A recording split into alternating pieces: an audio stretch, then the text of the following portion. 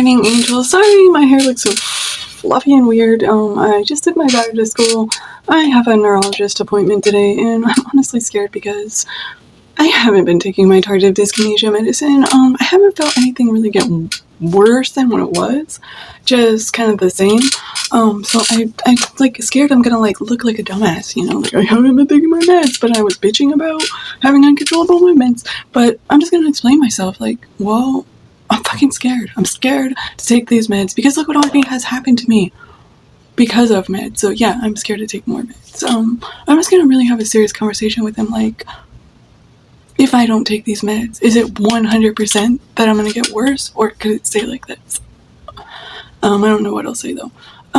Another thing I want to bring up, I know this sounds stupid, but it's upsetting. And I tried to stop watching this shit, okay? There's this, like, thing that I watch. I started watching it for weight loss, okay? Because these were, like, weight loss vloggers. And I got into this, like, crazy world, and they call it girl world. And there's these girls, and they're, like, super morbidly obese, and they were making a lot of money on YouTube, like thousands and thousands of dollars just for pretty much being train wrecks. But they all lost demonetization because I guess YouTube's going through this thing where they're like, because that's harmful, you know, to eat that much, and you know, people were mad about Yuichi Nikuni and being so ill and everything. So I think that's where it all stemmed from, as far as like eating stuff. So all those people got demonetized except for one person, and I don't know, she pisses me off so bad because she's making $6,000 a month and she still begs for money. Like, she's still begging her subscribers for money, trying to guilt them. She has a beautiful apartment, over $2,000 a month apartment, begging them for a scooter and everything else. And you're making $6,000 a month. And she just lived in Syria, so she saw how people were suffering, and she still has the right, the audacity to ask for more money, and it hurts, because, like, I've been working so hard in my recovery, in my vlog. I mean, I know I really didn't know what I was doing, and I don't have the best equipment, and, you know, I don't have the most money, but what is she doing? She's sitting around eating and nodding out on camera. She gets so high, she nods out on cameras, and, like, it hurts, you know, like, I push myself to try and get better, and I have to walk to my doctor's appointment sometimes, and I didn't abandon my husband, and I'm trying to be a good wife, and I'm not just thinking about money, you know, like, if I wanted to make money the bad way, I could easily do that, but I don't want to do that. I want to help people, and help myself, and to see somebody evil, maybe she's not evil, but somebody that's just so riding the edge of breaking TOS. They don't do anything. They take their subscribers for granted, and they are making $6,000 a month. Yeah, it hurts, and it makes me like, I know this is like not ugly sounding, because I remember one time when I was younger, I expressed being jealous of like my friend because she liked that friend better than me, and I remember she didn't take it well, and I always promised myself I would never point out like being jealous of anyone. But yeah, I am a little jealous, I'll say, because that's just like my dream, and to like be a real YouTuber. You know I am a YouTuber, but you know what I mean, it just like hurts, you know, like, is she so entertaining? Am I so boring? Like, I don't know, but I need to get ready for my neurologist appointment. This weekend was pretty good. We went to the beach, but I'm just, I don't know, I feel like a loser,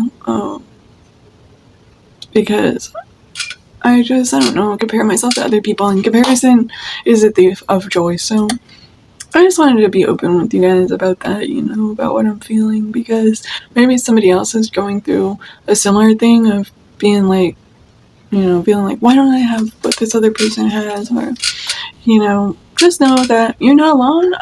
I'm struggling. I don't have a lot of money. My health it's not bad, but, you know, it's my mental health and the tardive dyskinesia thing that's my biggest worry. And then also, like, I had to switch my insurance over to, like, this new insurance. I don't understand the whole insurance thing at all, and they never sent me my card, and my new insurance plan is starting next month, so I'm not going to be able to use this insurance card. And I'm like, how am I going to get my meds? And then part of me just like I'm gonna start trying to wean myself off of all meds, just see what happens this morning. I only took half of one of my meds, so just I want to get off of it. Let's see if I can, and I mean, obviously, if I start becoming weird, I'll go back on them, but I don't know, I'm scared to be dependent on all these meds. I'm scared to be dependent on the government. I don't want to be anymore. So, yeah, let me get ready for my neurologist, and I'll see you guys in a bit. So I'm ready for my neurologist's office, and I just wanted to show you guys one of my outfits. My friend, she is so sweet. She gave me like 2 huge bags of clothes, and they're really cute. And this is one of the outfits. It's just like a little romper thing, and this was mine. I just threw it over the top because, I'm going to a doctor's office. I want to cover my arm. So yeah, that was really nice of her to give me all that. She loves this shop, and she, has the means to shop, so she just gave me some of her old stuff, and that was really sweet, and I appreciated it a lot because, as a woman, you get bored wearing the same stuff all the time. So I'm really grateful to her. She talked to me when I was in jail, and you guys know, if you've been to jail before, people don't talk to you. And she put money on my books a few times. When I got out of jail, I didn't even have a bra. Like, I was wearing my mom's bra when I got out of jail, as embarrassing as that is. And she's a B, and I'm a double D, so that didn't even work. And she got me a bra, she got me a phone. So I'm really grateful to her, and she does live far away from me now, but she's still a really good friend of mine. So yeah, but Christmas is coming up. I'm kind of worried about it, but I know I'll figure out a way to get my daughter's stuff. We always do. So yeah, I just have that to worry about, and I have a lot of appointments this week. I have my neurologist today, my psychiatrist on Wednesday, my daughter has a gastroenterologist appointment on Thursday. So this is all really, really annoying to have to go to because I have to take public transportation. So yeah, anyway, I'll take you guys along with me to the neurologist's office, so see you there. So I'm in the building right now. I'm a little early for my appointment, but oh well, I guess I'll just wait for a little bit. But yeah, this is it. It's a really long hallway.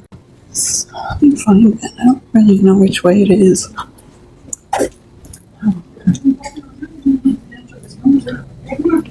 That's a bad.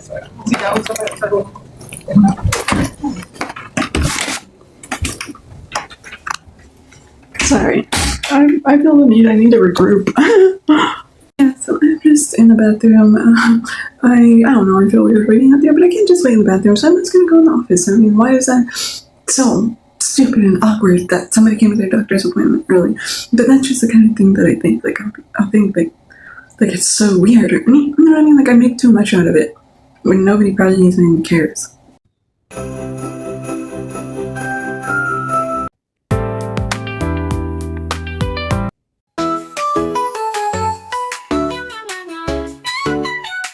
Okay, so far I feel like a complete dumbass because I just feel so stupid, and I don't know, I said like I'm worried I'm gonna get suicide, and they heard suicide and they freaked out, but I'm not. But I said that. Don't ever say that in a doctor's appointment. Fuck. Okay, so basically I have to start taking this medicine. He just gave me a bunch of tests, like my leg's starting to buckle, my leg's starting to lock up. I am not even going to be able to fucking walk anymore if I don't start this medicine, so I can't play around anymore. I have to start taking this medicine or I'm not going to be able to walk anymore, so that's just basically what it comes down to. Take this medicine or lose the ability to walk one day because my leg is literally buckling as I walk. I know I just said that. I'm just in shock because I kind of made myself believe it wasn't really that big of a deal, and I still kind of do. Like, I'm still kind of like, no, he's lying. That's not true. He's just a liar and he wants to make money. But I don't think so. He seems like a nice guy. He seems like a really nice doctor that you can talk to. So that's why I believe him. Because I can't even stand on my heels. I completely fall over. Wow, look at that. That's so beautiful.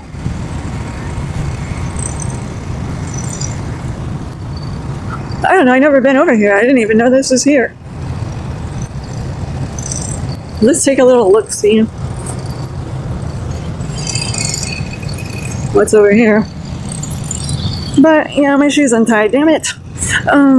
I just feel like a dumbass in there, especially around like those, those attractive, successful looking office and nurse people. And there I am, twitching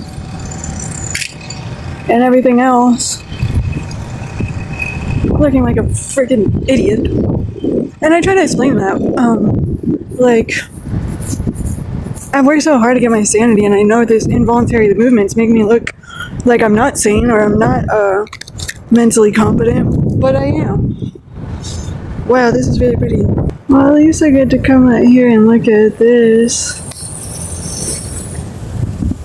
I can barely see, it's so bright.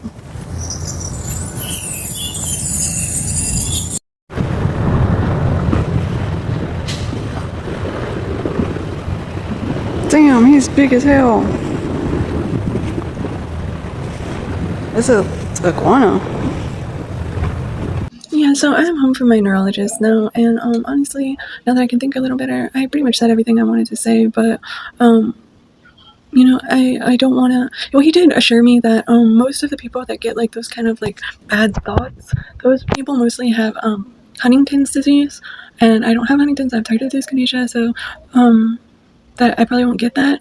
And he just really said like it is gonna get worse, and even with this medicine, it will get worse, but you can slow it down. So, but like when I hold this medicine, it feels like poison in my hands. Like that's why I'm scared. Like I don't want to take it for some reason. I don't want to take any medicine. I want to get off all of them, and I wish that I could. So, but he told me like, because I had mentioned, remember how I said earlier, I want to get off of everything and I'm going to just start taking less. And he was like, well, that time is not now, and you don't need to do that if you don't even have a psychiatrist that you can even feel comfortable talking to. And he really urged me to try and find another psychiatrist, because he said that's just not good if you can't talk to him and you can't feel comfortable telling him things, and he's like embarrassing you and stuff. So yeah, that's probably true, but I don't know.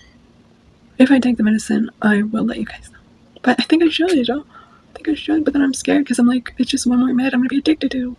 It's not a narcotic or anything. It's like, it's a medicine they give to people with tardive dyskinesia and Huntington's disease, Parkinson's, stuff where people have movements that they can't control. And like I said, my leg is buckling. It's locking and buckling now when I'm walking.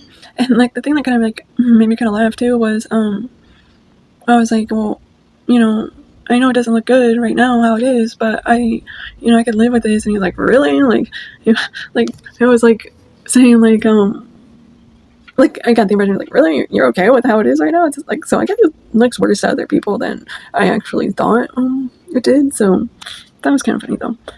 So yeah, I gotta start this medicine. I'm honestly scared, but I'll let you guys know what I do and how I feel and everything. So thanks for watching this vlog. Bye, angels.